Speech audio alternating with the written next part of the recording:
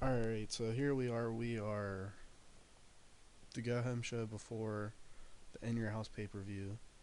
And it's going to be, we'll announce the main event later. I already said it last week.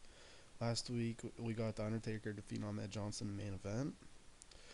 Just to give Ahmed Johnson a try, so, you know, it wasn't so great. So, he's not going to be main eventer, but he's still going to be where he's at.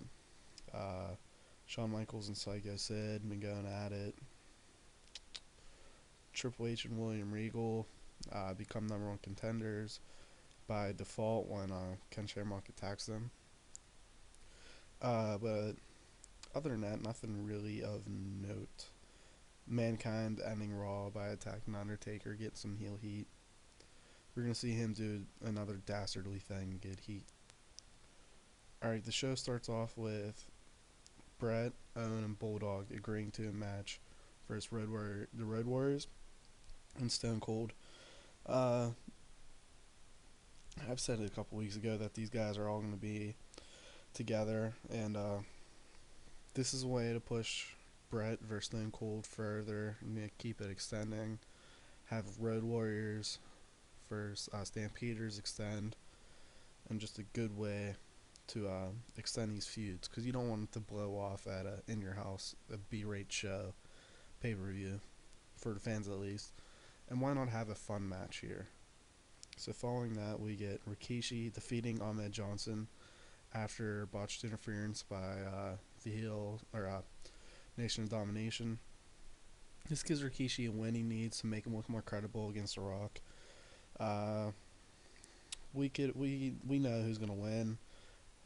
Even though Rikishi's been alright, he's been doing good, but he's one of the mid card faces I have that has a character, is like recognizable to me, and is somebody. And unlike a lot, I don't know how much you heard of me. Alright, let's see. But, we'll see how it goes.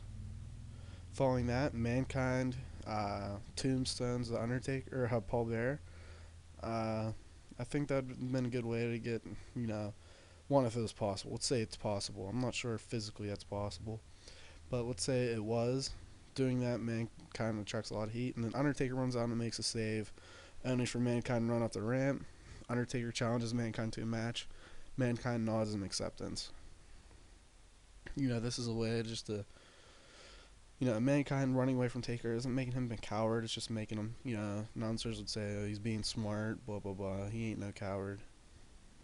Following that, we get the APA, just getting a victory over Selfie Vega and 1-2-3 Kid. The APA, credible tag team, so let's just give them a win here. Build them up, because after Stampeders, Road Warriors are going to need a feud, even if it's not for the titles. They need somebody. Following that, we get Jerry Lawler and Jim Ross. Cameras on them, and it's talking about them versus Shawn Michaels versus Psycho Sid at the upcoming pay-per-view. And I think this is a different way to have a match, because I don't have an authority figure yet. So have the announcers that announce the match is a good way just to have something. And then the main event is Bret Hart versus Goldust. I was expecting a better rating, is what it is. Bret defeats Goldust with sharp. And after that, Stone Cold, after Goldust is leaving the ring, Bret celebrating. Stone Cold runs out and beats up Bret Hart. Hits him with a Fez press, But then Stampeders run down, attack Stone Cold, only for Legion of Doom to run down and save Stone Cold from the Hart Foundation. This is a good way just to set up the 3v3 match at the pay-per-view.